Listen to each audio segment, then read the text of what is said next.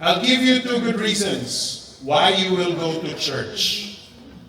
One, you're 47 years old. And two, you are the pastor. You see, brothers and sisters, in this, the purpose of our gathering tonight is really to be empowered. Okay? And that kind of attitude is one of the things that will hinder us from serving the Lord. And if you are going to understand the meaning of service, when God said, "Let my people go so they can serve me," to the Israelites in Egypt, to the Egyptians, Moses meant that the Lord wants his people to serve him, the Israelites. And in what way? He wants the Israelites to praise and worship the Lord. When you are actually called to the vineyard of God, to work, it is not just hard labor, but it is an act of worship. And so tonight, brothers and sisters, you're probably asking, "Brother, mali ata yung talk mo." You might actually be having the wrong talk because it's about tongues workshop. Bakit tongues workshop? Empowerment to. Hindi ka ba nagtanong, Brother Mark? Part. Tongues workshop, brothers and sisters, because it involves the Holy Spirit. And the Holy Spirit is the one who's going to actually empower us. Amen? Amen. And that is actually the very reason that God will actually help us to work. Well, God will help us to worship Him. Amen? Amen. So, let's start. The gift of tongues, brothers and sisters, we all have been prayed over during the baptism of the Holy Spirit, correct? Remember that time? Okay? Probably when you were still CLP during that time, that's talk number 9. Yes. And now, it is actually talk number 4. It's been cut to half, right? But during that time, okay, we receive the Holy Spirit and it works in us in a different way, in a new way. And we will see the different workings of the Holy Spirit. Also, in the Bible, we will see that in the Acts, it is actually in the Acts that we will see that the power of the Holy Spirit has been manifested.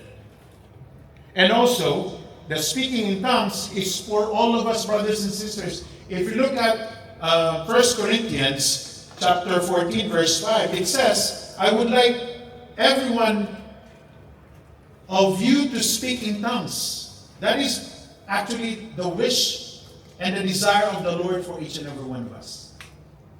So, tonight, brothers and sisters, in order for us to be able to actually also make some manifestation to our brothers and sisters who will be joining us in the CLS next week, we need to actually let the Holy Spirit manifest in us tonight. Amen? So, let us look at in depth, what is the gift of tongues? By definition, it is a manifestation of the Holy Spirit where one speaks an intelligible utterance or a language which he does not know and which he does not understand. The person who is uttering those words is a person who actually doesn't understand what he's saying.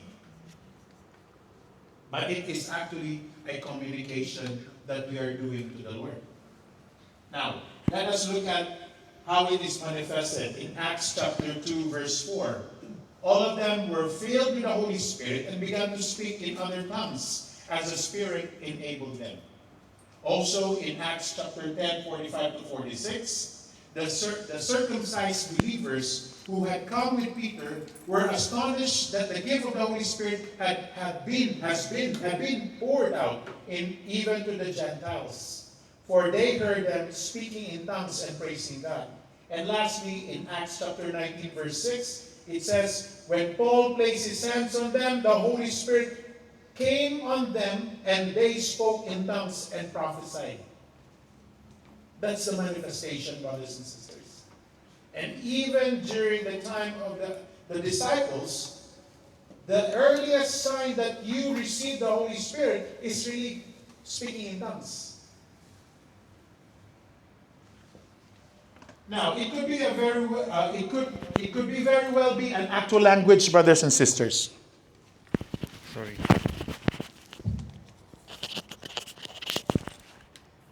Kailangan daw may mic. Extra mic.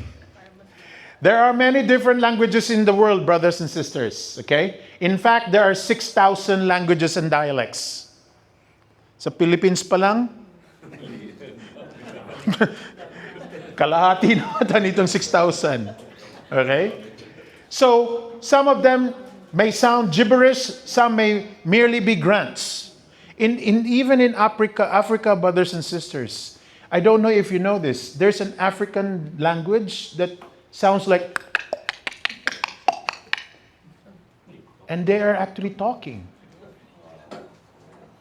You know? And even in us Filipinos, in the elevator, di ba? May operator yung elevator doon. Sasabihin mo, bababa ba?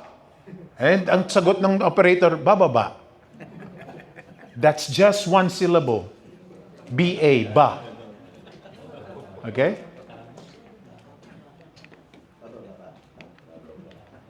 So, speaking in tongues, brothers and sisters, is speaking to God. In 1 Corinthians chapter 14, verse 2, for everyone who speaks in tongues does not speak to people but to God. Indeed, no one understands them.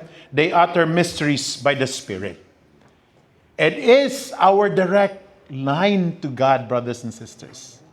And that's the reason why it is really wonderful to experience that gift of tongues. And I really want you to really desire that tonight, brothers and sisters. Also, it is actually speaking to God beyond the limits of human and intelligible language. It is expressing the inexpressible. Sometimes, brothers and sisters, I don't know if you have experienced loving another person, loving that person so much that you don't know how to actually express that love. Naalala mo nung nangliligaw ka pa sa misis mo? Diba? Nakalimutan na kaagad. Diba? It's not even enough to say I love you. But you wanted to actually shout it out to the world. Remember that? Dati daw yun. Dati nga. Okay? And that is actually the way we should be expressing our utterance to the Lord. Unexpressible. And so we actually utter it with the gift of tongues. Also, brothers and sisters, it is being addressed to God where there is no need for people to understand what is being said, but God understands. It is His language. It is the language of the Spirit in us to the Spirit of God. So, why is gift of tongues important? Tongues is important because it is a gift of God. It is a gift of the Spirit. In 1 Corinthians chapter 14, verse 10, verse 4 and verse 10,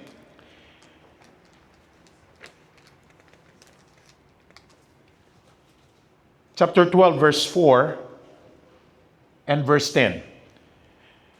Verse 4, there are different kinds of gifts, but of the same Spirit distributes them. In verse 10, to another miraculous power, to another prophecy, to another distinguishing between spirits, to another speaking in different kinds of tongues, and to still another the interpretation of tongues. Those are the gifts, brothers and sisters, that we should be possessing at this point in time. And we should be actually sharing for our brothers and sisters next week to receive also. You see, brothers and sisters, it is gift. It's not gifts. It comes in a package. Just one package. But it has a lot of contents. Every gift, brothers and sisters, from God is good and desirable. And tongues was a common experience in the apostolic church, and that was actually the gift of God. Remember in Acts chapter 2, what happened? When the tongues of fire appeared, and then it rested on their foreheads, above their heads, what happened to them? They were filled with the Holy Spirit, and the apostles started to speak in tongues. So, another reason is tongues is important as a gift of prayer. Prayer is one of the most basic components of the life of a Christian. We all want to experience prayer in a more powerful way. Tanong mo siguro sa sarili mo ngayon, ba't ba ako hindi nag-improve sa prayer ko? You might not actually be surrendering yourself to the Holy Spirit. Or you might not actually be practicing the gift of tongues. This will help us, brothers and sisters. Tongues connect us directly to God. In 1 Corinthians chapter 14, verse 2. For everyone who speaks in tongues does not speak to the people, but to God. Also, tongues allows us to pray with our spirit and not merely with our mind. Our mind is overcome by our spirit. And you see, brothers and sisters, the core of a human person is actually the spirit. The spirit in us. And that spirit in us has to communicate with God directly. Another reason tongues is important because it helps build up the body of Christ. It is an important ministry in the church, a ministry designated by God Himself. 1 Corinthians chapter 12, verse 28. And God has placed in the church, first of all, apostles, second, prophets, third, teachers, then miracles, then gifts of healing, of helping, of guidance, and of different kinds of tongues. It is placed by God. It is a ministry in the church which is designed to build up the body. In Ephesians chapter 4, verse 11 to 12, so Christ Himself gave the apostles, the prophets, the evangelists, the pastors, and the teachers to equip His people for works to service so that the body of Christ may be built up. And that is actually the reason why, brothers and sisters, we're still here. Because of that gift of tongues. And the gift of tongues is actually uniting us and making us closer to God. Did you actually ask yourself why you're here? Why you're here tonight? Did you ask why you persevere even though it was hard for you to find a parking? Oh my God. Huh? Did you ask yourself, there's no more food, why am I here? Gutom na ako.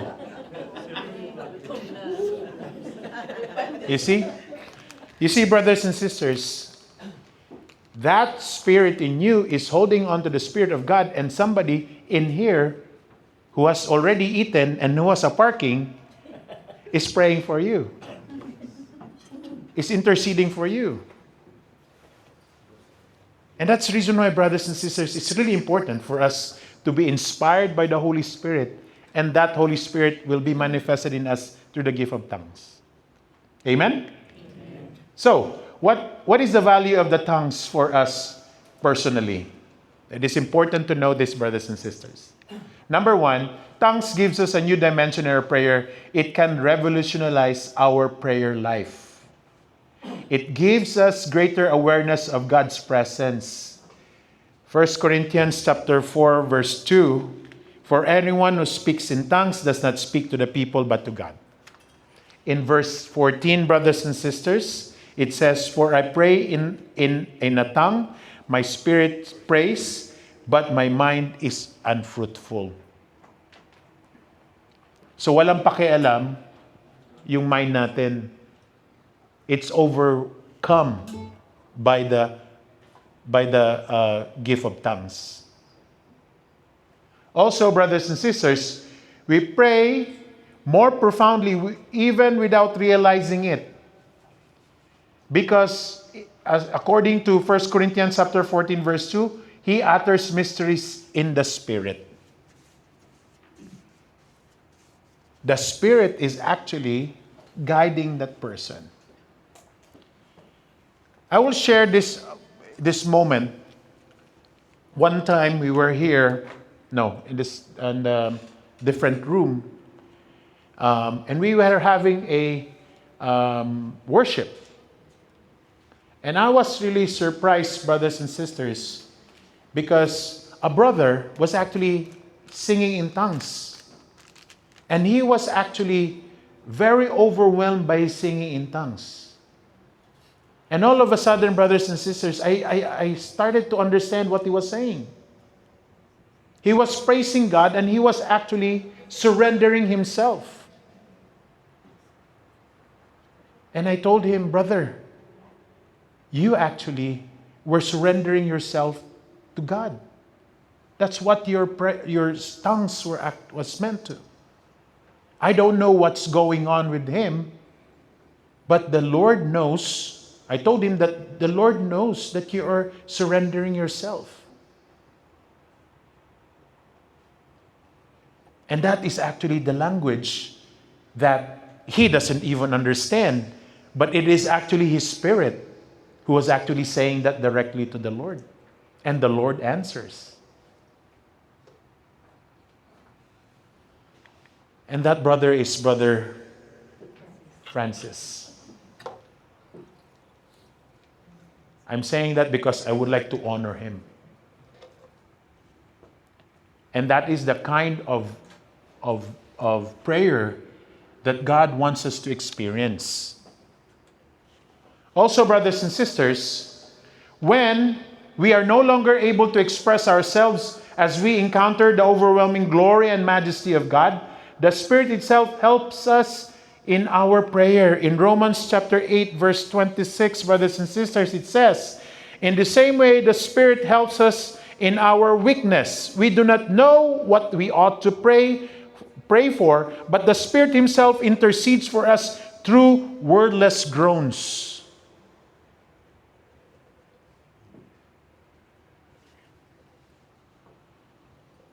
This is one way of expressing really our desire to love more our God. Pag mahal mo ang Panginoon, you will desire more to pray to Him. But sometimes our prayers are limited to the words. Especially pag English, nagkakaroon tayo ng nosebleed. Diba? Pero, it should not actually be a limitation, because the gift of tongues will actually lead you, if you believe, if you rely on the gift of tongues and to the Holy Spirit, you don't really need to formulate the words in your mind, because the mind is not actually the primary thing that communicates with God. It is your heart, it's your core, it's the Spirit in you. And that's one of the things that we have to learn tonight, brothers and sisters, in order for us to be prepared for next week. We listen and we communicate through our hearts. The Spirit in us communicating to the Spirit of God. We are to intercede. We are able to intercede for what we need to live according to God's will, even when we may not know what it is. Romans chapter 8 verse 27, it says, and he who searches our hearts knows the mind of the Spirit, because the Spirit intercedes for God's people in accordance with the will of God. You see, brothers and sisters, I don't know if you have experienced being a worship leader in your own households or in our bigger community.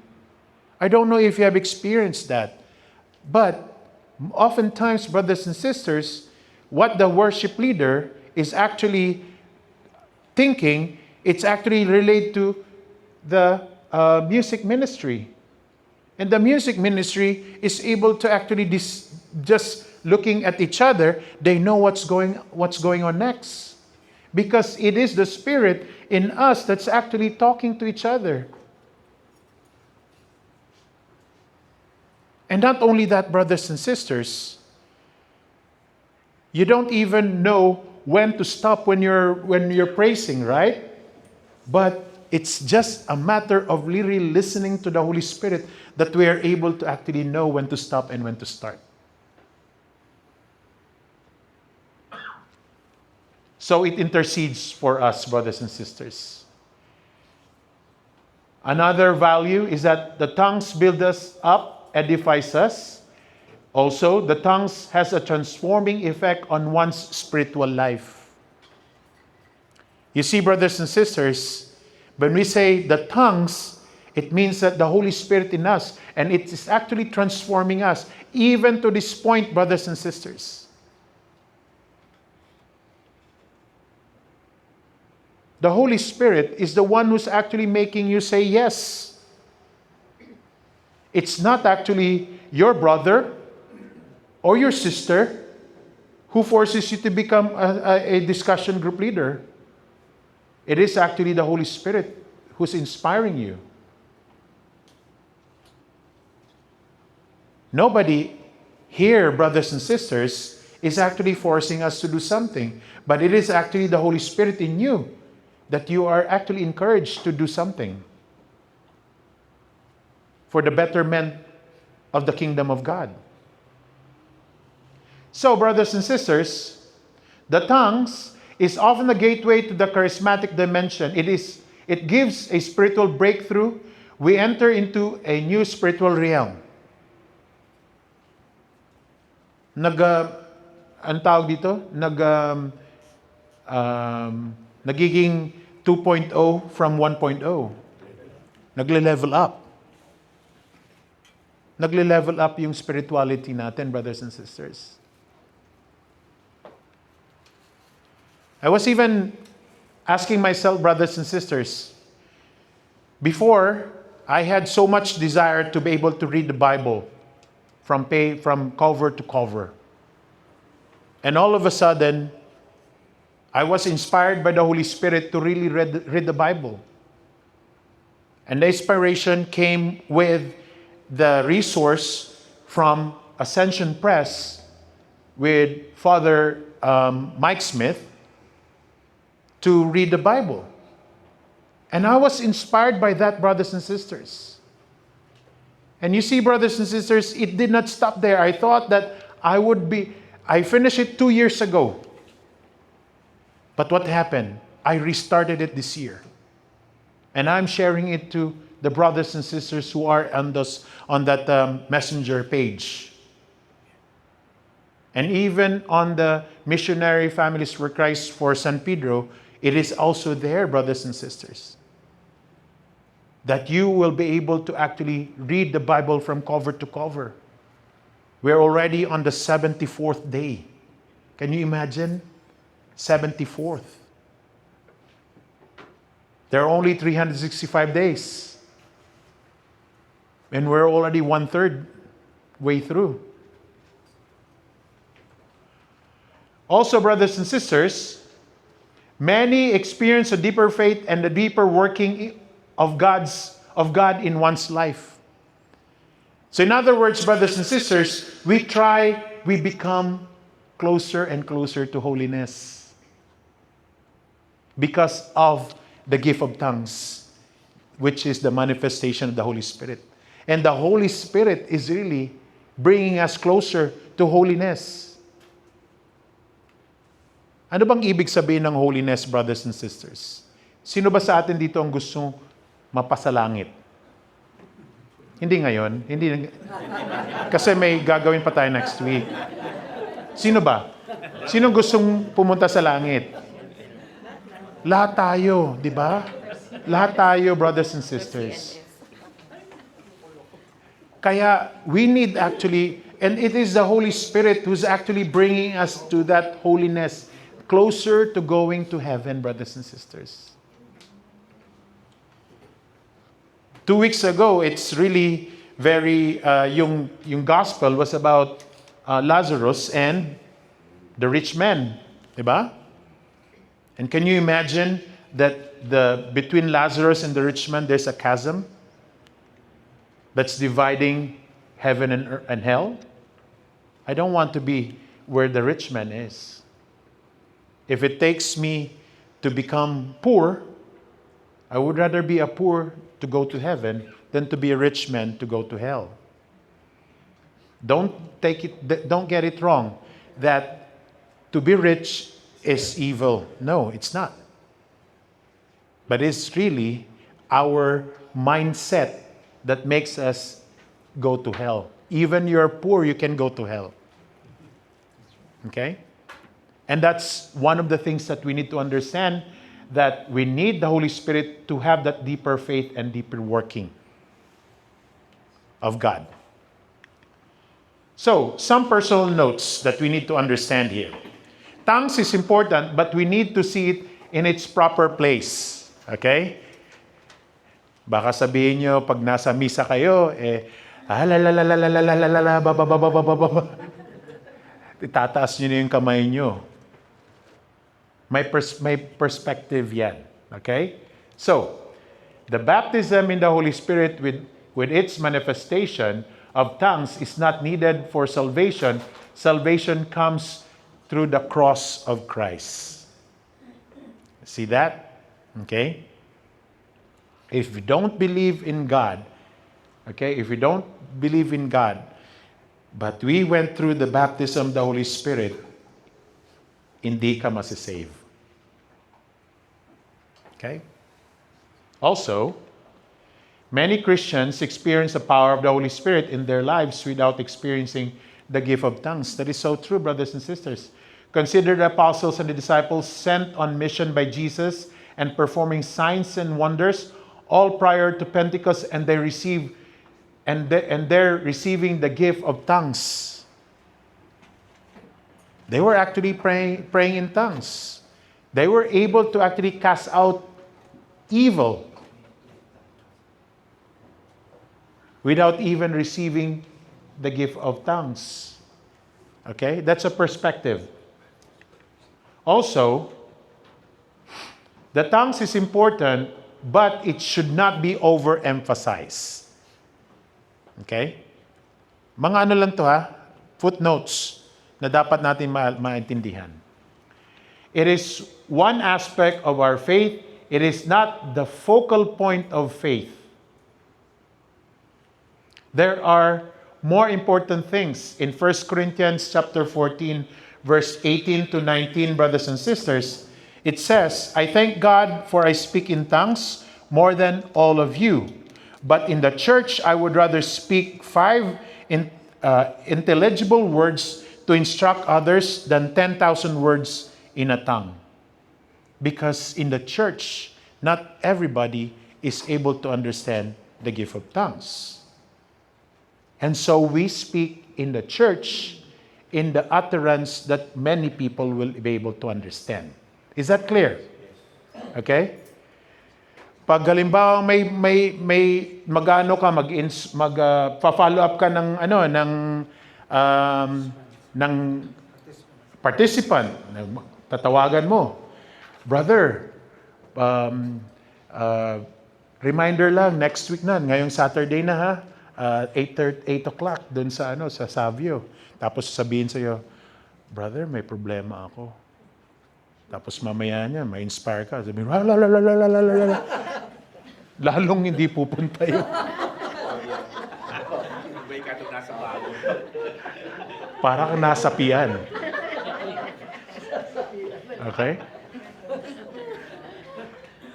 Iba yung tingin sa iyo ng tao niyan. Okay? So, kailangan natin yung ano, wag masyadong baka matakot. No? Oh, kasi hindi naintindihan talaga. Okay? Also, we have to remember that love is the most important thing.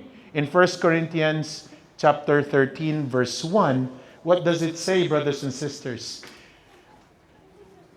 It says, if I speak in tongues of men or of angels, but do not have love, I am like a resounding gong or a clanging cymbal. Resounding gong. Okay? Kasi, brothers and sisters, love is everything. Diba? Faith, hope, and love. But the greatest of which is love. Okay? What is hope without loving? You cannot actually forgive. You cannot forgive if you have not love. Totoo ba? Hindi ka pwede kang magbigay na hindi ka nagmamahal, pero hindi ka pwedeng magmahal na hindi ka magbibigay. Yun yan. Okay? Hindi ka pwede kang magpatawad na hindi ka nagmamahal, pero hindi ka pwedeng magmahal na hindi ka magpapatawad. And the Holy Spirit is actually guiding us through in these things. And the Holy Spirit is able to guide us to understand, to love. Now, given above this, all these things, still tongues is important and desirable since it results in further blessings and more power for the Christian life. You see, brothers and sisters, we still need to desire the gift of tongues, the presence of the Holy Spirit. Do not trust in yourself, but trust in the Spirit of God to do wonders for you.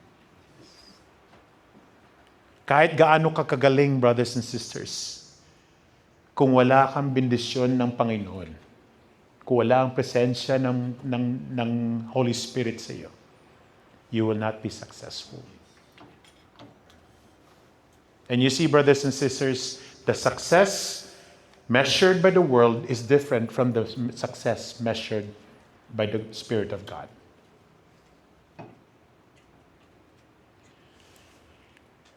One of the things that you will actually encounter when you die and you go to heaven and you will meet actually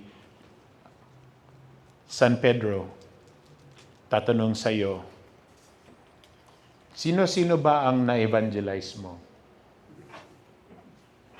Sunod niyan, nung in-evangelize mo sila, sino bang finalo up mo? Sino sa kanila ang nandito ngayon kasama mo sa MFC? Maigi pa yung dinala mo na sila dito sa MFC tapos nawala sila. Hindi mo kasalanan yun. Kasalanan nila yun na umalis. Pero, meron kang kapatid na dapat mong i-evangelize, pero hindi mo evangelize. Anong isasagot mo sa Panginoon? Challenge lang. Now, how do we receive the gift of the gift of tongues? We are to receive the gift of tongues. We should first of all desire it. Desire it. Okay? Now, when we desire it, God will never force anything on us, even if He knows it is for our good. Paul advises us, pursue love, but strive eagerly for the spiritual gifts. Pursue love, but strive for the spiritual gifts. Because it is the spiritual gifts which will actually bring us closer to love. Mahirap mahalin ang asawa na batugan. May inis sa iyo talaga. Jean, inis na inis sa akin eh. Kasi pag sinasabihan niya ako na lang ang gagawa. Okay? Pero, nagpapasalamat ako kasi she has so much Holy Spirit. Yeah, better, right?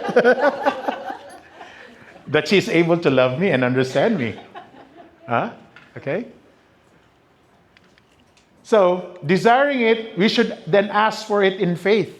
Desire, then ask in faith. Yung faith, brothers and sisters, it's actually expecting that it is yours already.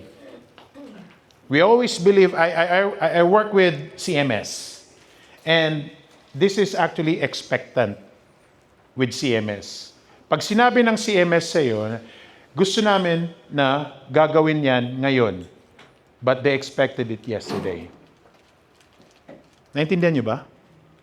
Gusto nilang mangyari yan ngayon, pero dapat ginawa yan kahapon.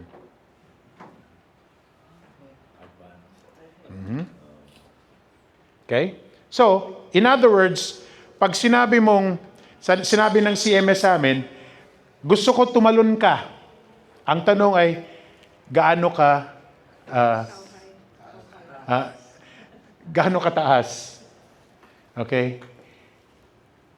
Hindi. Ang tanong ay, hindi saan, hindi kailan, kung hindi, gaano kataas. That's the expectation. You know? The expectation comes in that you have already achieved it. That you have already counted the chicken before the egg hatches. You already count the chicken before the egg hatch. Okay? So, in Matthew chapter 7, verse 7 to 11, this is God's promise that if we ask, it shall be given. If we knock, it shall be open. If we seek, we will find. Yan ang That is actually the promise of God, and it's everlasting, brothers and sisters.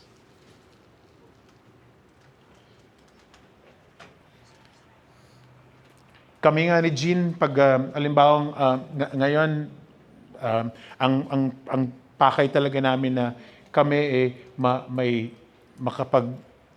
makapag-ikot, or we have a vacation as a family. And we just started it, but we didn't have any plans of having a budget for that. But God doesn't let us worry about the budget, because He just gives us the budget. And then, kung walang budget, kantamtama na bakasyon ang ibibigay niya. Nakasya sa perang meron ka. Yun yung doon Yun yung kagandahan na talagang you have that faith in God. Also, we should be like little children with childlike faith. You see, brothers and sisters, ewan ko matatandaan niyo pa ba yung mga anak niyo, kasi tinitingnan ko, iilan na lang dito ang may mga maliliit na bata. Nung mihingi sila sa iyo, pag sinabi mong, bibilhan kita ng chocolate, tapos pumunta kayo ng tindahan, tapos binilhan mo ng hindi tsokolate, ano mangyayari? Hindi. Tatanggapin nila yung binili mo, pero hihingin pa rin yung tsokolate. Nasaan yung tsokolate? The expectation of a child is really there. And it's really consistent. Hindi nagbabago. And that should be the expectant faith that we have. Desire it, and then expect it in faith. Okay? Then, we yield to and cooperate with the God's Spirit. We open our mouth and speak out. We lay aside any known language and just speak out. And it may be la la la la, ba ba ba ba ba. Ito hindi natin pwedeng gamitin ngayon kasi Lent. So ito lang ang ginagamit natin, la la la ba ba ba. Or any other syllable or sound.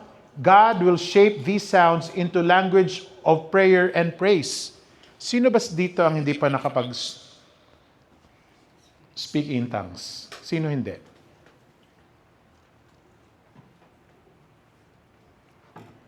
Okay. Thank you for being honest.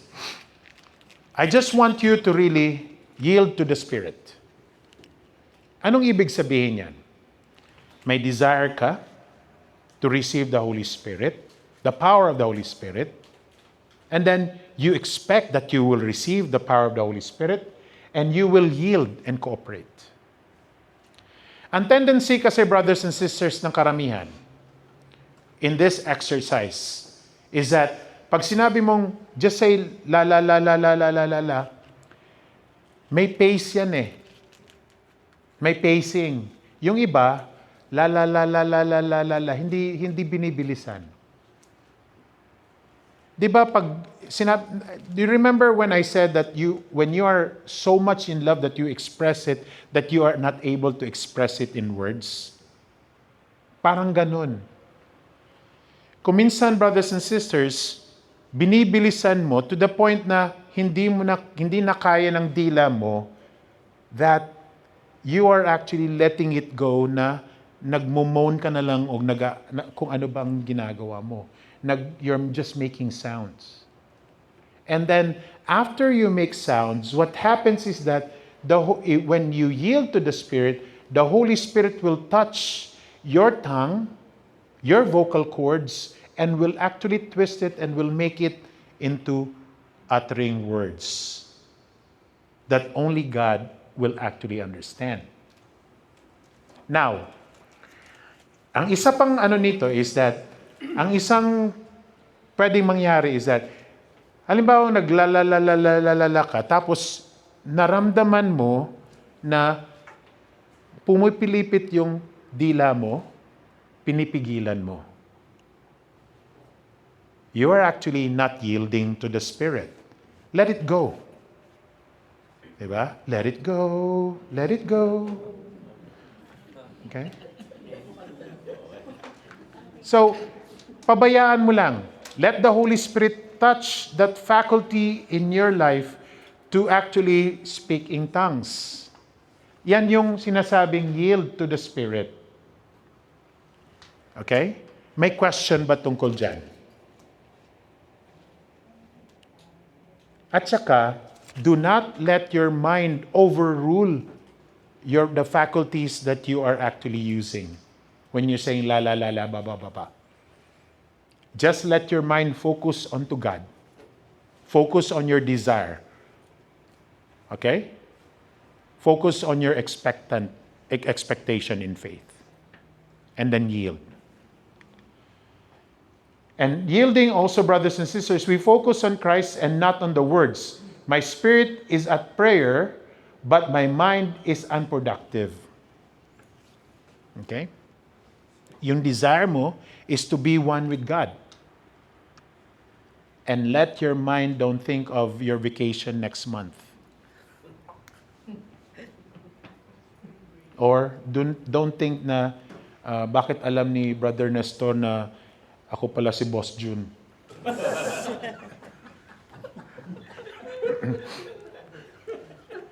You know? So, let your mind be unproductive.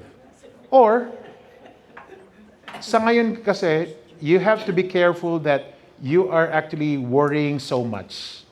Take away that worry because God is with you, brothers and sisters. God is with you. And who can be against you if God is with you? Magtiwala lang kayo sa Panginoon, brothers and sisters. Walang mangyayari sa inyo. Kahit na bombahin tayo ng Iran dito. Kasi sabi nila, padadalan daw tayo ng drones. Gusto ko mag-capture ng drone para meron akong drone, lagyan ko ng camera. Di ba? Sino kasama ko? Ha? So, there are few obstacles that we need to understand with the gift of tongues, receiving it. Number one is fear. What is fear? Fear of looking foolish, of being taken over and losing control of the unknown. Ayaw ko ng ganyan, bro. Natatakot ako. Baka lahat ng butas sa mukha ko may uhog. Baka may tumulo sa lahat ng butas. Don't be. Because the thing is that God will not allow you to look foolish. He made you in His image and likeness. Hindi kanya pwedeng gawing kengkoy. So, antidote, trust God. God will not do anything to us which will not be beneficial for us, brothers and sisters. That's the antidote to fear. Next is doubt. Doubt regarding the desirability and usefulness of the gift. You have to understand that in faith, accept that any gift from God is good and desirable. It is for your own good, brothers and sisters. Kahit hindi mo sabihin na you don't want the gift of healing because ayaw mo maging nurse or maging doktor, hindi naman yun dapat ganun, pero ibibigay sa'yo ng Panginoon ang gift of healing na yan. Because that's actually what He thinks that you are actually in need of. Again, it's a package deal. It's a gift, not gifts. Another is unwillingness, feeling of unworthiness. Being a sinner or just being a baby in Christ, we may think that the gift is reserved for those who are more worthy. Sino bang worthy dito? You see, brothers and sisters, those who have been here for the longest time, they're unworthy. But the Lord made them worthy.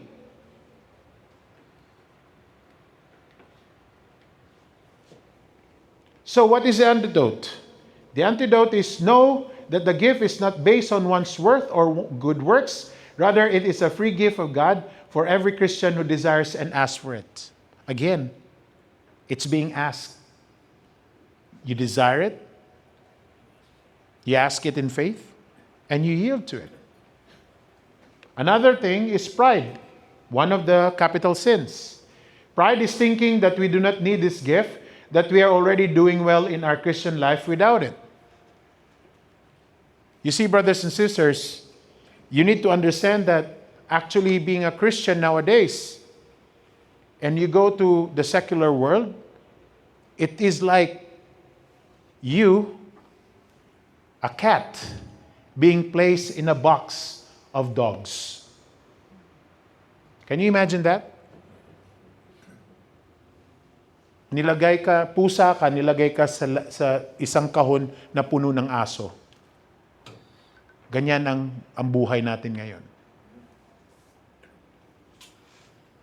So, what do we need to do? Humble yourself, realizing how far you still are from the righteousness and holiness of God, and how utterly dependent you are on His grace and His gifts. You see, brothers and sisters, it is actually through humility that we are able to counter pride. It is in our nothingness that we are able to actually counter pride. So, wrong expectation or attitudes. An attitude of waiting on God for something to happen without doing our part. One may even just sit there with mouth closed and arms crossed, saying that if God wants to give the gift, then He will. Reality, God does not force us. We need to cooperate, open our mouth, and speak out. Kasi yung buhay natin, brothers and sisters, are parang mga diesel na makina dati. Kailangan mo nang i-choke at saka painitin para mapaandar. Okay? And we need to be choked. We need to be warmed up so that we can run. Okay? So, it is actually, and sometimes, brothers and sisters, kuminsan kasi, pag meron tayong nakikita na yung attitude na, sabi ng worship leader, open your arms. Surrender. Itaas mo yung kamay mo. Di baling butas yung kilikili mo. Okay? Basta itaas mo. Hindi naman ang Panginoon ang tumitingin sa butas na kilikili. Itaas mo lang. At saka i-accept mo yung gifts niya.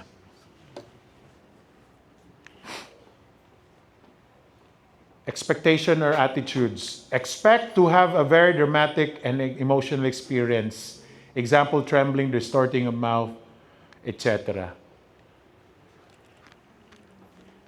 Bro, hindi ko na-feel, bro, kasi I wasn't that emotional. Hindi ako umiyak. Hindi ko na-receive yung Spirit. Excuse me? It's not based on emotions. It's not based on how you felt. While you may have an emotional experience, it is not necessary to be expected. There may be no extraordinary experiences or emotion at all. Okay? Trying to psych up once up, to psych once up, the proper attitude, just relax. This is the way the gift will flow more easily. Unwillingness to experience the unknown or something totally new or something illogical.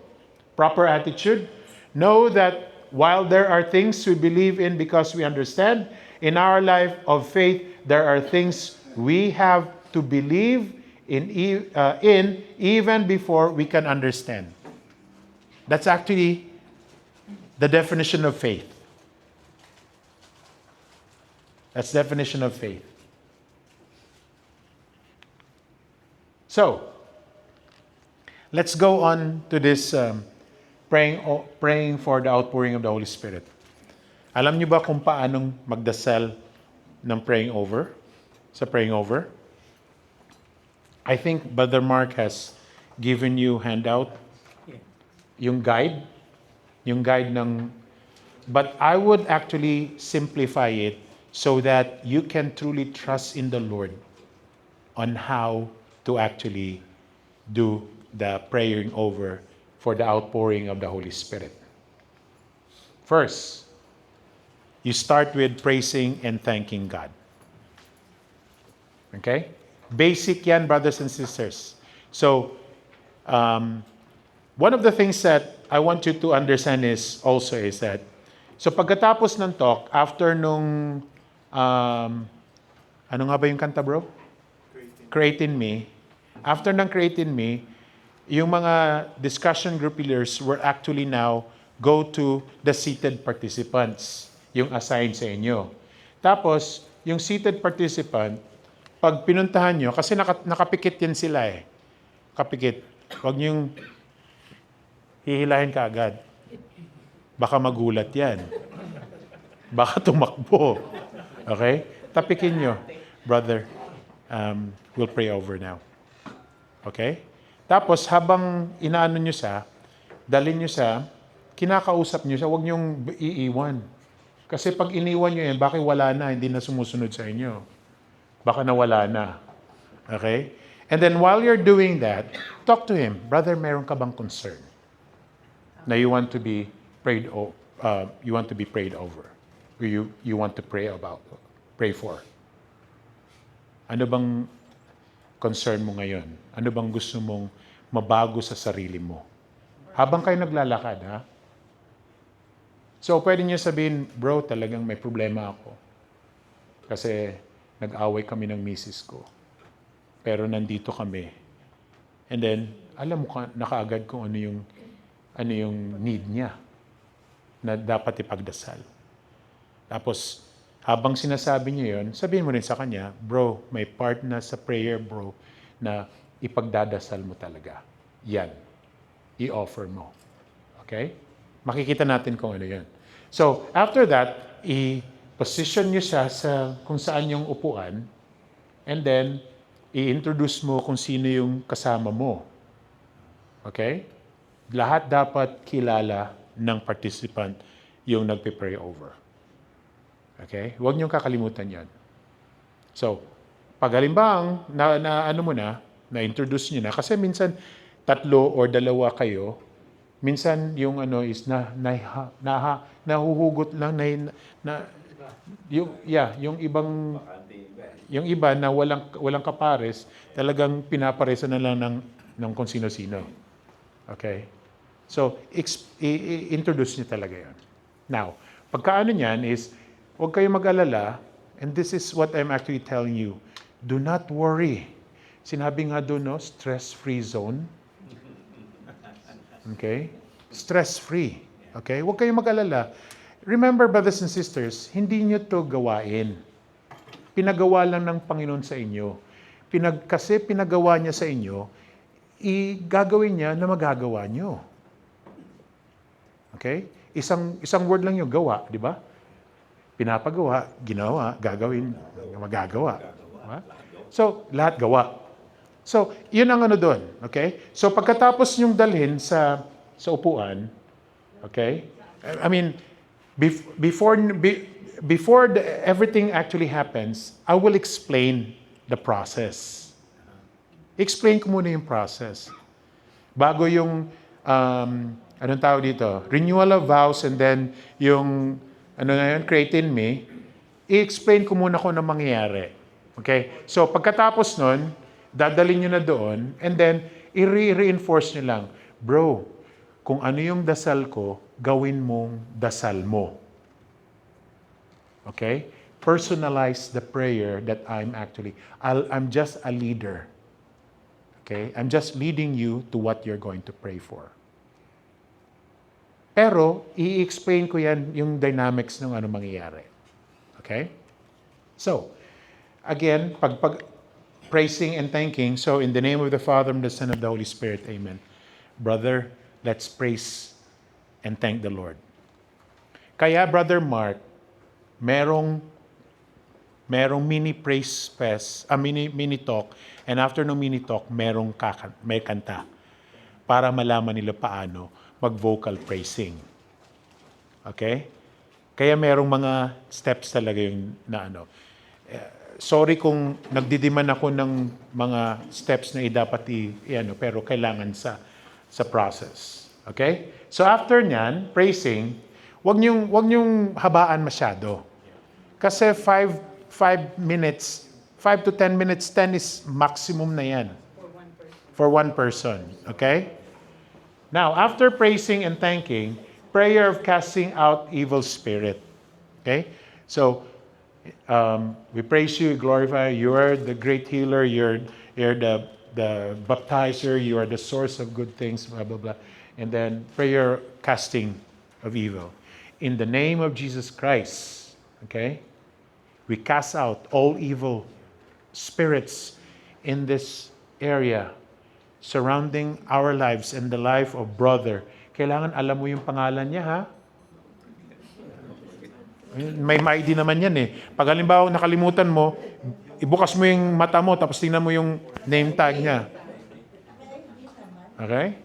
Buksan mo yung mata mo tapos tingnan. Okay? Huwag yung, baka sabihin, Pinoy henyo. Okay? So, casting. In the name of Jesus Christ, I cast out all evil spirits. Okay? To go to hell where you belong. Okay? There was actually one thing that happened back in the Philippines, and they were actually casting the evil spirits out.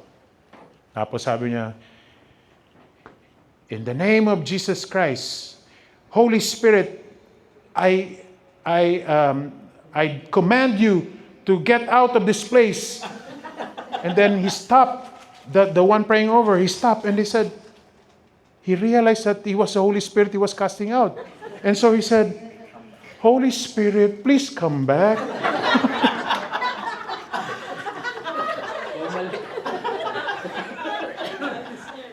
Okay? So, you have to remember that you're casting out in the name. Okay, ang ano niyan in casting, ha? In the name of Jesus. In the name of Jesus Christ. In the name of Jesus. Okay? You cast out evil spirits. Next, prayer for forgiveness. Prayer for forgiveness. At this point, Heavenly Father, we ask that you forgive us from all past wrongdoings that we have.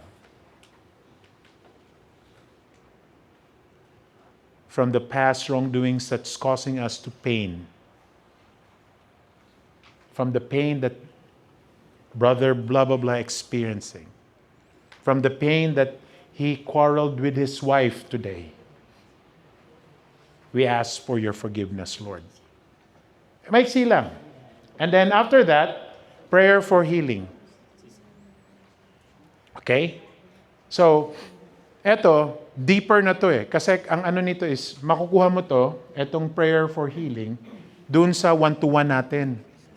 Pero wala na tayong time eh.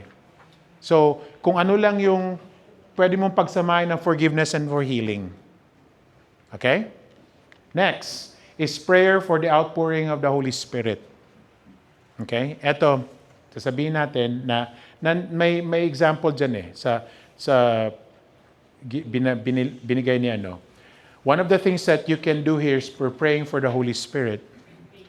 Heavenly Father, we ask you. We ask for your Holy Spirit to be poured upon, that you will baptize brother so-and-so or sister so-and-so with the gift of the Holy Spirit. Okay? And then, you need to actually know also kung ano yung gift na gusto niya. Bless him with the gift of the Holy Spirit. Bless him with the gift of tongues. Huwag niyong kakalimutan yung tongues. Interpretation of tongues. Gift of wisdom.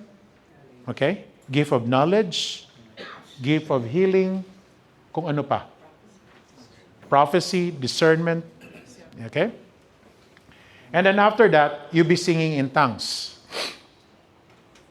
May dalawang singing in tongues may dalawang songs na kinakanta natin para mag-invoke ng singing in tongues. One is Spirit of the Living God. Okay? Spirit of the Living God. Okay? And merong mas maikse. Yun yung kanta na Spirit of the Living God, fall afresh on him. Spirit of the Living God, fall afresh on him. Melt him, mold him, fill him, use him. Spirit of the Living God, fall afresh on him. And then, la la la la la la la la la la la. Tapos, kailangan mong you go stoop down so you can hear him or her. And then ask her, sister, just say la la la la la la la. Tapos yung nag-a-assist sa'yo, patuloy lang nang magsabi ng la la la la la la la la la la la pa pa pa pa pa. Okay? Now, hindi masyado mahaba, okay? Pagkatapos niyan, diretso na kayo sa next part, which is actually acknowledging the Holy Spirit in our hearts, asking the Lord to grant the needs, most pressing concerns, and thanking the Lord for the blessing His people, with His presence. Okay? Nandito na yung sasabihin mo na tulungan niyo po siya, Lord. Ngayon na he or she is receiving the gift of the Holy Spirit, and you are actually manifesting in him, assist him with the concerns that he has. Okay? And then, after that, sasabihin natin concluding prayer, that we ask the Lord for strength as Christians to be committed to the way of life He has and to the service of your kingdom. In the mighty name of Jesus our Lord, Amen. Then end with one Our Father, one Hail Mary, and one Glory be. May question ba? About the praying over, not everyone's capable of doing like what they're gonna do. Is it okay to read that guideline? Yeah. Yeah. And the thing is this, okay? I would rather have you look at that and review that and then make it your own prayer. Simplify it. Kasi mahaba yan. That's actually about 15-20 minutes ang haba niyan. I recommended na kung ano man yung gustong i-pray over nung participant, write it down so Yeah. mailagay kung saan, sa forgiveness, kung saan man. Okay? Eto, binigay ko lang sa inyo to kasi para maging simplified and para maging personal nyo na prayer. Okay? Yan. Bro, parang may kodigo. Yeah, pero... Pero mga kodigo, like, kunyari kung hindi nga matatandaan yung ano, pray, Yeah. pinagpe-pray, pwede isulat, tapos nilalagay. Pwede na yung papel na yan. Pwede rin din to, kasi clear. Pwede na yung papel na yan. Pero I'm telling you, there are 3 pages. Yeah, just be brief. Simple lang. Kaya nga binigay ko sa inyo tong ano na to. Etong outline na to.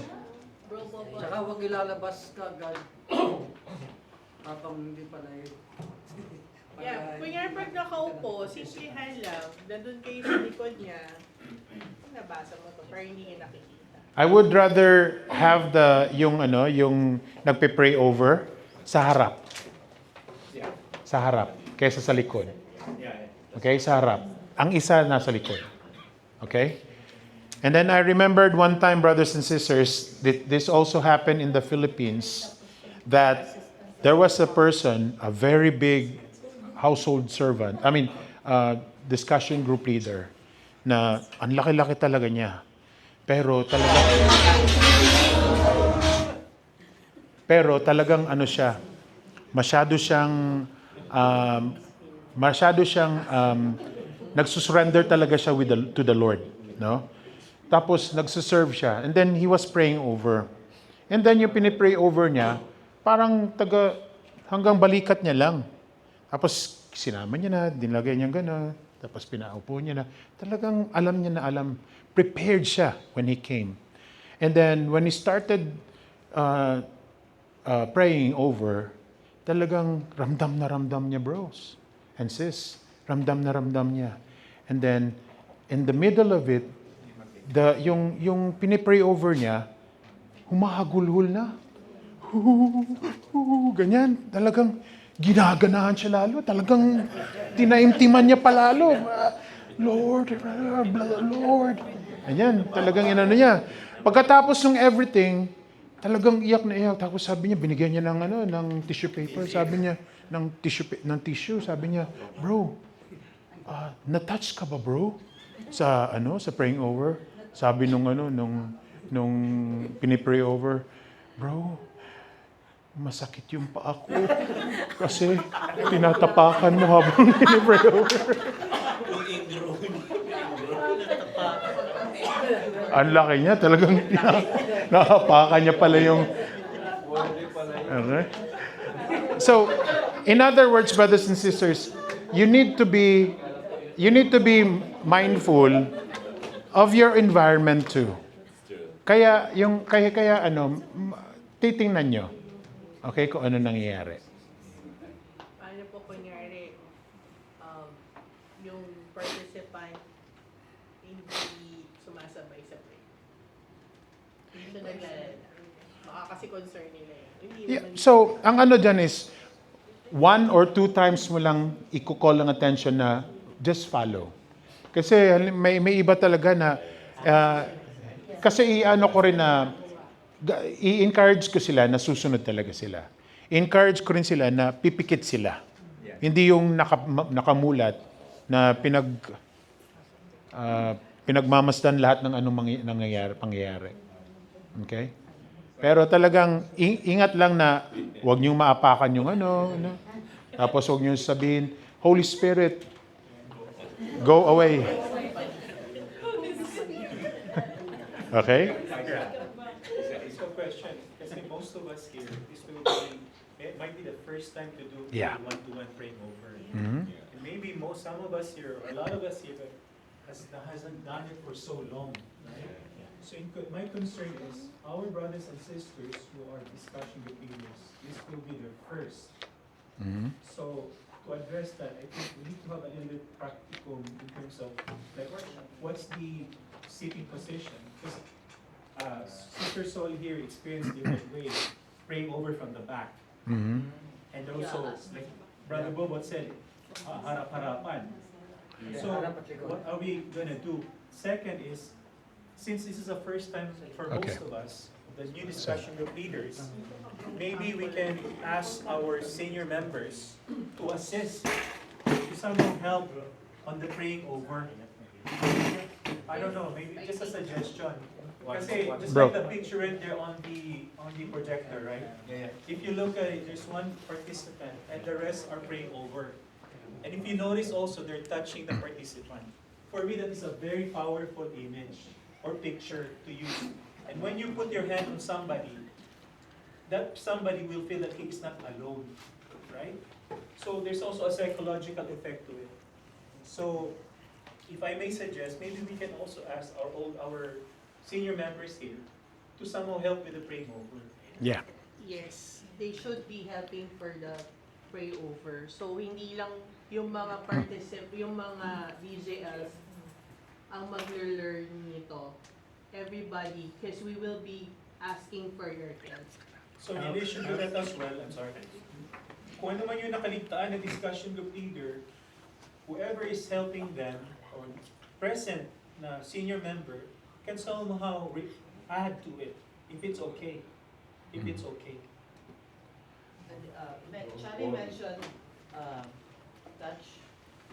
Me, when I being prayed over, I like it when someone touches my Yes. shoulder. It's But very some people are very sensitive in touch. Yes. So before you start, you can ask. one of the things that we go over is it okay if I lay my hand on your shoulder or something like that? So make sure you ask also because some people are sensitive. No? Yeah. And if ever you do touch, huwag niyo naman ilagay lahat ng weight niyo. Kasi Okay. Sa braso. So the ideal position. Okay, I want you to take note of this, ha. The ideal position is hindi naman dito talaga sa harap. Okay? Sa harap na harap talaga. Pero yung may ano ka, may contact ka sa kanya. Okay? Another thing is that nakaupo siya, wag siya nakaupo na nakaslouch. Dapat straight back and then feet together. I mean yung ano niya is on the ground, okay, on the floor, and then yung hands niya. And hands niya is palms up. And there's also, I think, a table or a crucifix in the front. Yeah, meron ding crucifix doon. Okay?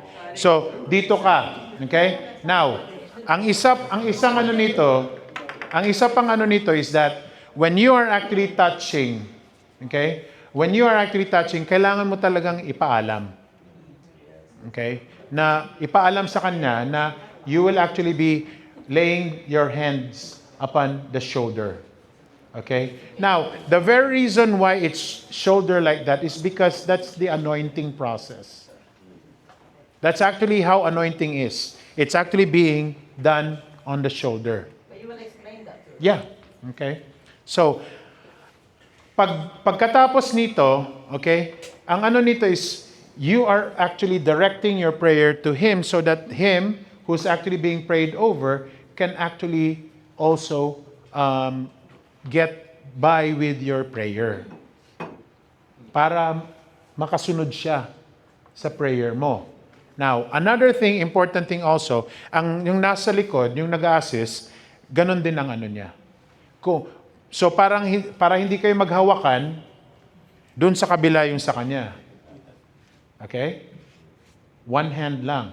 Now, the reason why also, because I remembered that when you are not actually touching the brother, okay, when you're not touching the brother, sometimes ang nangyari din to sa amin, okay, Hindi, walang nakahawak, napapaihi yung ano.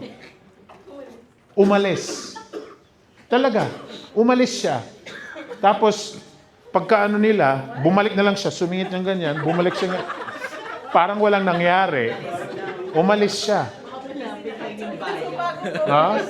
Malapit kasi yung bahay. Oo, alam nila kung saan yung banyo.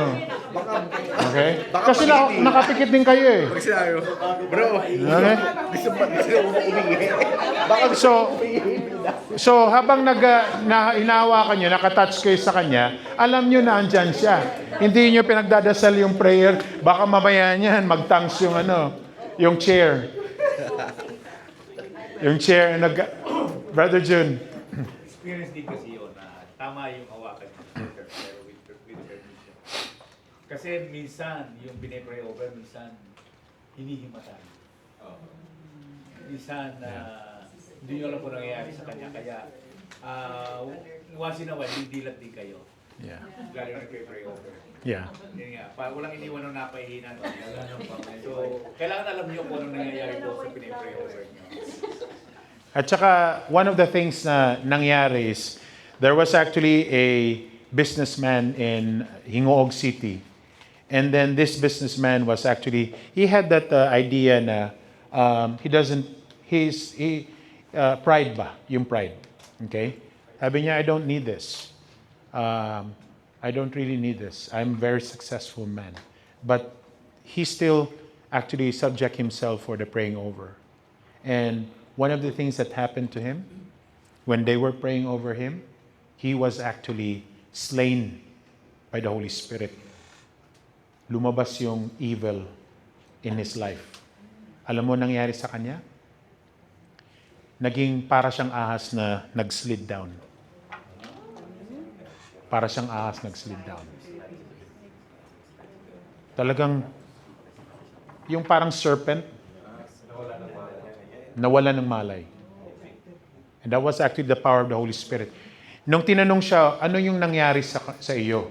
Ang sinabi niya, alam niyo brother, nung inano niya ako, pinipray over niya ako, nawalan ako ng malay, pero dinala ako ng Panginoon sa past sins of my life.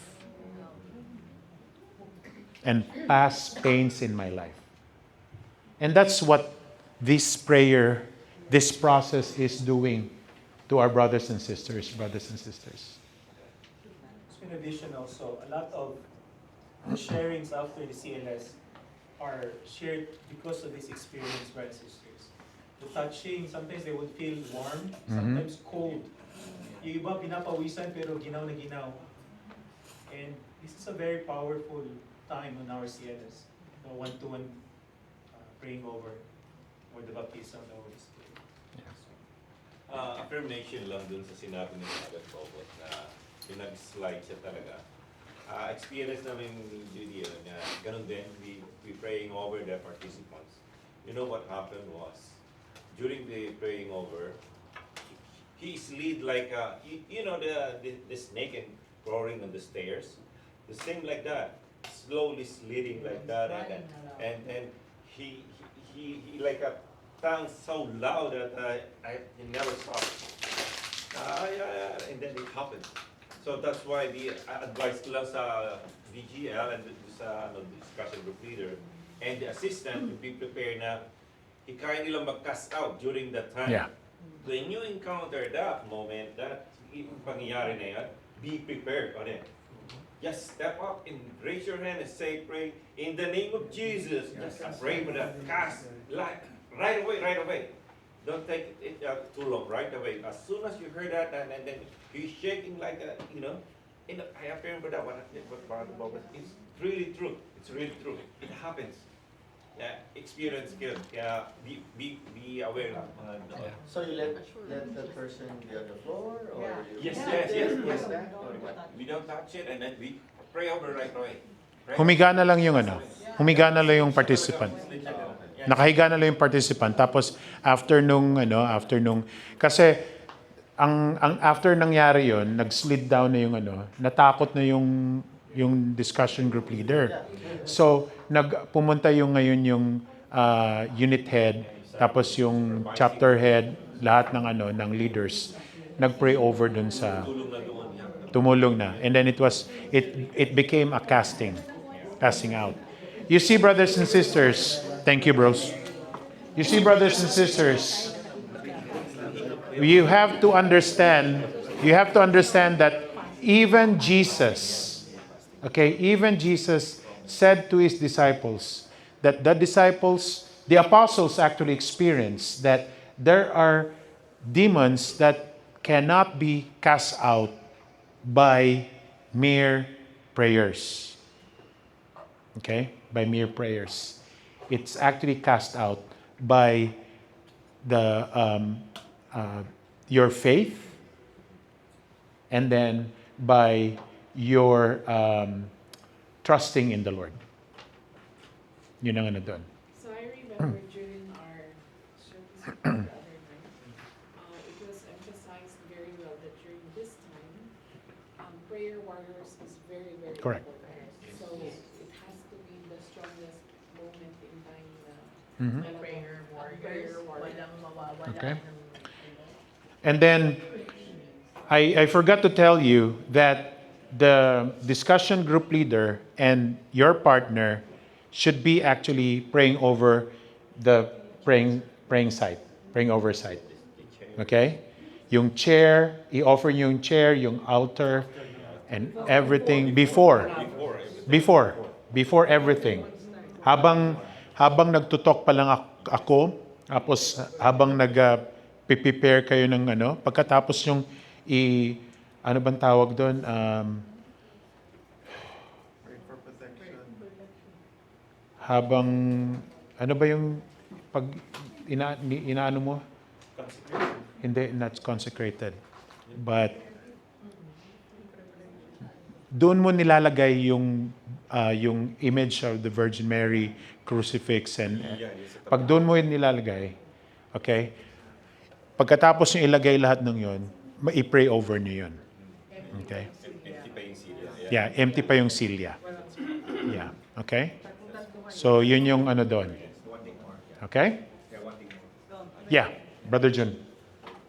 Isa din sa magandang nangyayari pagka yung praying over na. Di ba, Brunbo, mag-play ka ng song ano? Yung Music ministry. yung music ministry. Kasi yung location ng pagtatayuan nyo noong yung pray over nyo, at least maririnig yung kanta. We're doing it in Hindi yung Gagamitin sa kanila. ay kasi maano yun eh. Alam ko malaking epekto rin yun eh. Yung mahinang kahit mahina lang kasi. Hindi yung parang napakalayo na ba noong pinipraying over. Iba pa rin yung naririnig. Kahit Okay. binuksan yung door po. Doon I would like to ano preference yan. Personal preference yan ng team. Pero it's not necessary. Because music can set the mood, but that's not actually the main purpose.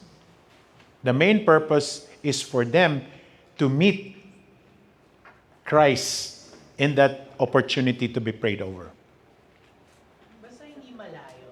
Di basta yung kasi yung I'm talking through experience kasi.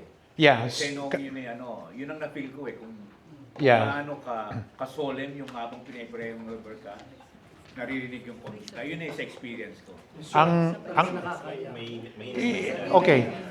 Ano natin? Okay. Iko-correct natin yung ano ha.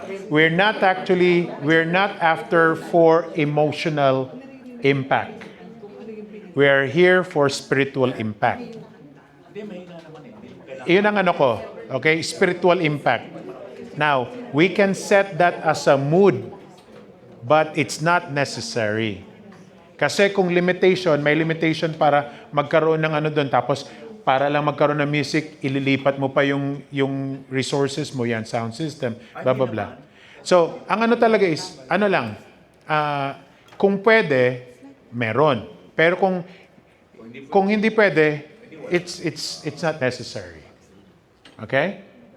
Pwede pong i-assure natin that the room that we're gonna be used will be the MCH Kasi ang problema, yung MHC room, di ba yung kabila yun, information, di Yes. ba? Ang sabi ni Gemma, hindi binigay yun, na-assume ni Gemma na may gagamit. Kasi hindi binigay, kaya ang binigay, itong library, tsaka yung MHC, which is magkalayo. Kaya sabi ko, Gemma, paano yan? Napakahirap daw kung malayo. Sabi niya, tignan natin kung walang gagamit, kung talagang walang gagamit, buksan natin, pero Mahirap yun. yun nga eh. Mahirap yun. Mahirap din na we're doing something and then there's other people. We need to confirm that. Mahirap yun, distraction. We need to confirm that. Kaya ano ko, So, question, how many rooms do we have? two. So why can we dedicate the other room for praying over? Hindi nga ito, dun sa MHC.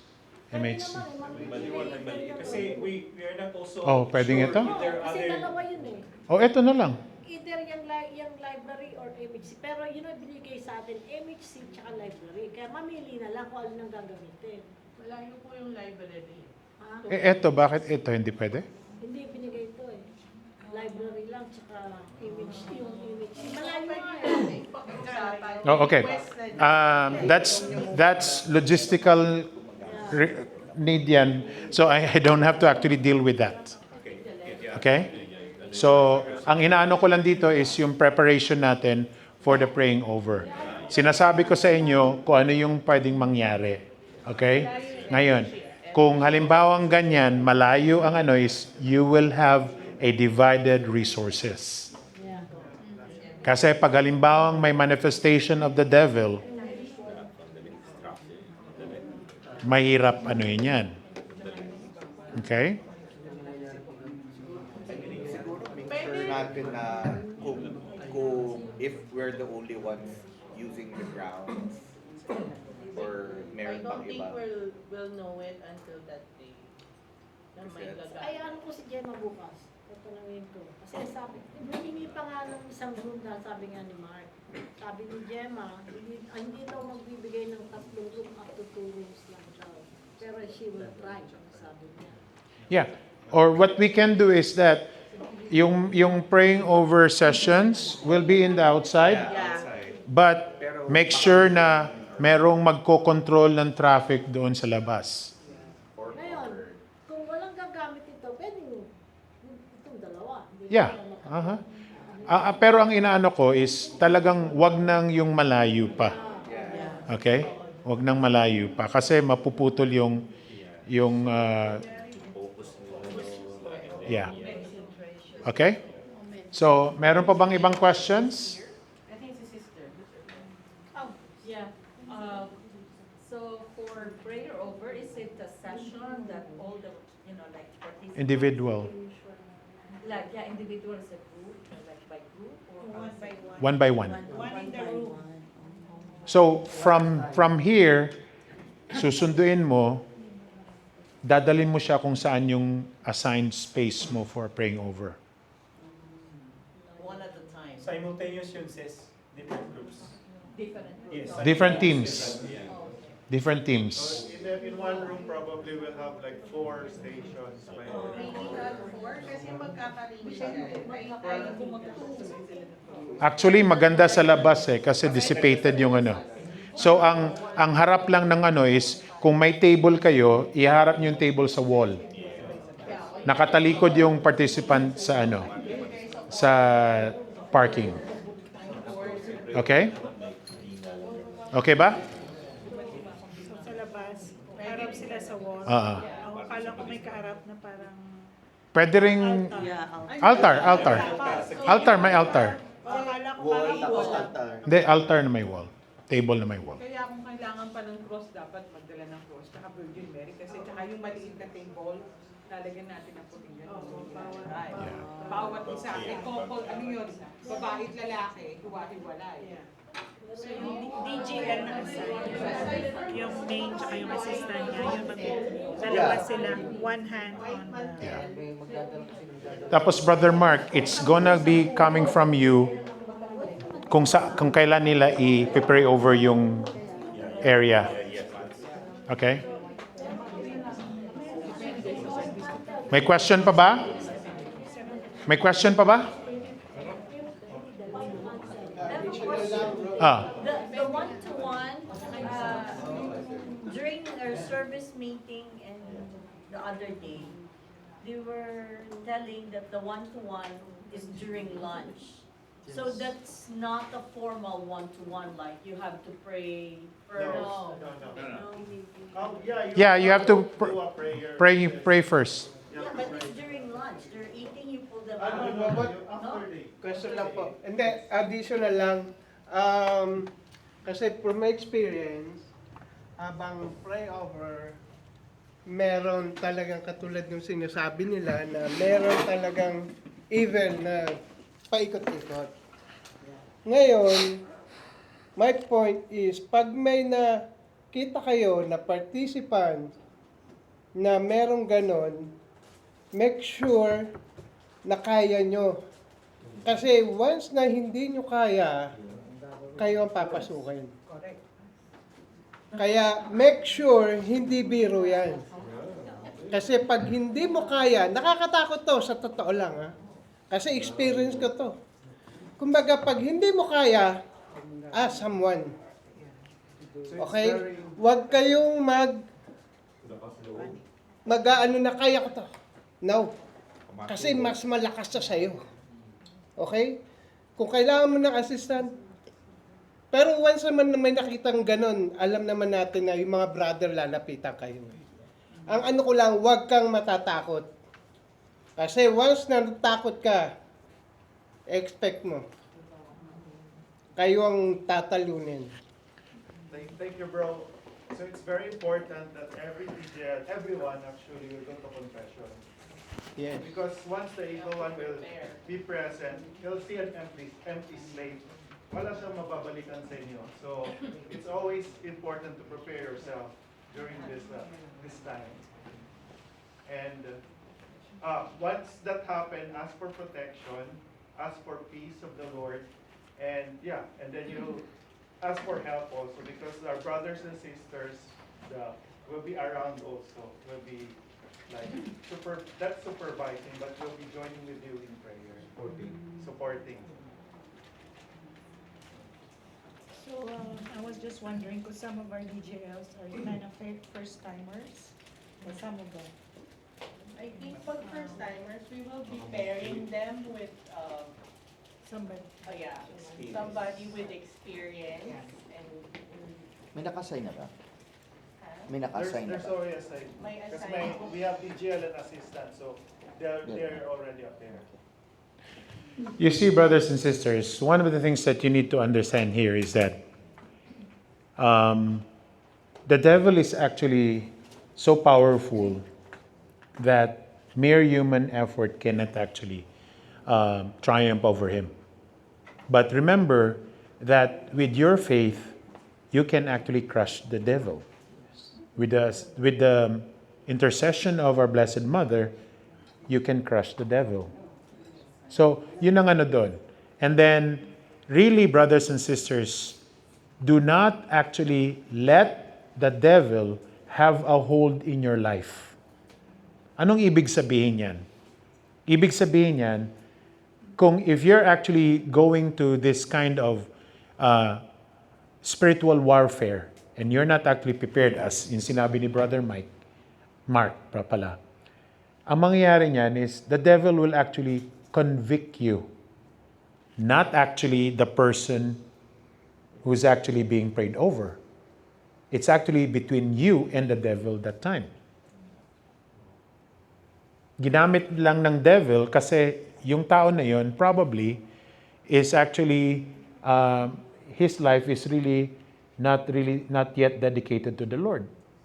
And the devil will use that opportunity to convict you and even to put doubts in you. Now, ano bang dapat natin gawin? Magfa-fast kayo. Magfa-fast tayo. Ano bang dapat gawin? Mag-go into confession tayo. And then from now on until the time next week, next Saturday, you pray for it. You pray for it. Visit the Blessed Sacrament. Go to confession. Dito may confession on Wednesday from 7:30 to 8:30. 7 to 8. And then there's also on Friday at 6:30 to 8:30.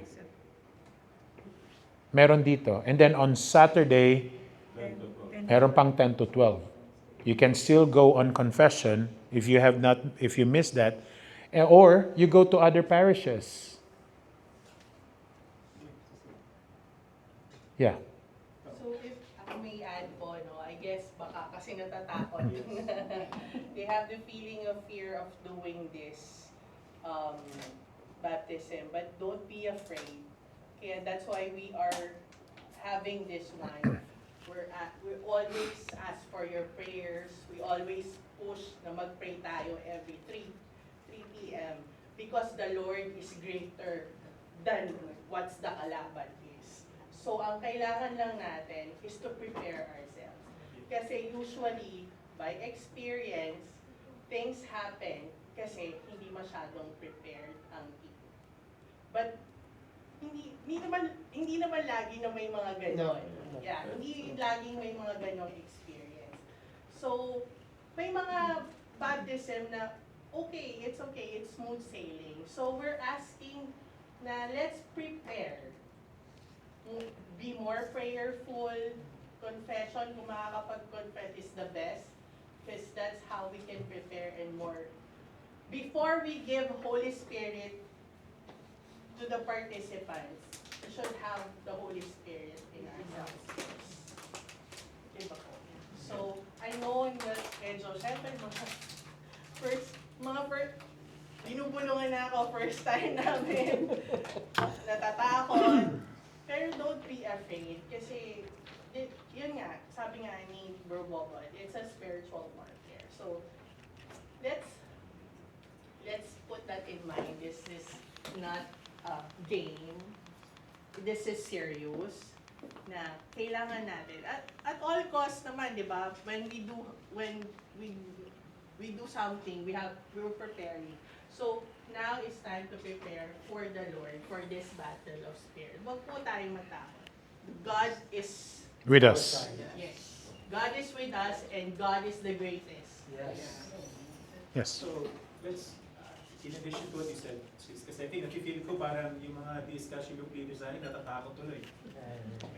There's a difference between casting and exorcism. Yeah. Exorcism, of course, when somebody's already Possessed. So what we're gonna do is casting. So this is prior, which has nothing to do with somebody who's being possessed. Tama yung sinabi ni Brother Francis, so ni Brother Rolly, na-affirm siya na kung hindi tayo strong, then it will not happen. But let's not worry about that. Kasi there is no exorcism gonna happen. It's casting. But please do remember that when you do that, claim it. That you have that faith. That the Lord will empower you. Because if God is with us, who can be against us? So therefore, with that, brothers and sisters, always end that prayer with the name of Jesus Christ. When you cast, in the name of Jesus Christ. That same goes with healing. Diba? Yeah. So that's a little tool in our warfare. So, if you look at saglit lang, sister, talagang number one talaga na inano dito sa talk na to is really fear. Okay? Because that's gonna be that will disable us. If you fear, it will disable us. And look at the antidote. Trust in God. Again, this is not our CLS. God is just using us to be His instruments of bringing people closer to Him. And then tama yung sinabi ni Brother Chad na ang casting is actually different from exorcism. We're not going to do exorcism here. And the thing is that if the devil manifests to that person and that person is actually na possessed na, that person has really done evil. That we ourselves cannot actually do anything about it except through the priest, through confession. Sister? Yeah, I just want to ask experience you have with CLS regarding recent ones? Merong possess. Merong possess. Ha? When was that? Way back in the Philippines pa. Not in here. Nothing here. No. So Because no that instance that you called 911? no. No. There was actually that person nalaman namin that person was actually engaging in Ouija board and then tarot card and palm reading.